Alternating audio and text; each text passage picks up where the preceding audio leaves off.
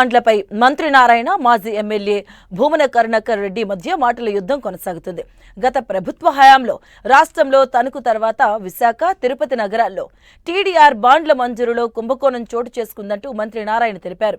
దీనిపై విచారణ కొనసాగుతుందని, దోషులకు శిక్ష తప్పదని మంత్రి నారాయణ చెప్పడంతో ఈ వివాదం మొదలైంది.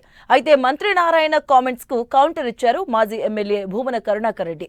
ఓ ఐఏఎస్ అధికారి మాపై తప్పుడు ఆరోపణలు చేస్తున్నారన్న భూమన డిఆర్ బాండ్ల విషయంలో తాము ఏ విచారణకైనా సిద్ధమన్నారు. రాష్ట్రంలో విశాఖపట్నం, గుంటూరు, తిరుపతి ఈ మూడిట్లోనే ఎక్కువగా టీడీఆర్ బాండ్లు బ్యాలెన్స్ ఉన్నాయి. మిగతా దగ్గరలంతా అయిపోయినాయి. ఈ మూడిట్లు కూడా స్పెషల్ డ్రైవ్ చేస్తున్నాం. వీలైనంత తొందరలో వీటిని కూడా క్లియర్ చేయడం జరుగుతుంది. అయితే ఒకటి ప్రజలకు నేను చెప్పేది ఏంటంటే, ఏదైతే వాళ్ళు షార్ట్ ఫాల్స్ వేస్తారో వాటిని వీలైనంత తొందరలో క్లియర్ చేసుకోవాల్సిందిగా నేను తెలియజేస్తాను. ఏం మాట్లాడినా చెల్లుతుంది కాబట్టి 2,000 కోట్ల రూపాయలు అవినీతి జరిగిందేనని ఆ రోజు నుంచి ఈ రోజు వరకు కూడా మా మీద ఎంత ప్రచారం చేశారో అందరికీ కూడా తెలుసు.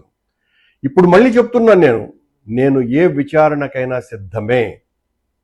1 రూపాయి అవినీతి మేము చేసి ఉండినా మేము దేనికైనా కూడా ఆ శిక్షకు బద్దులమై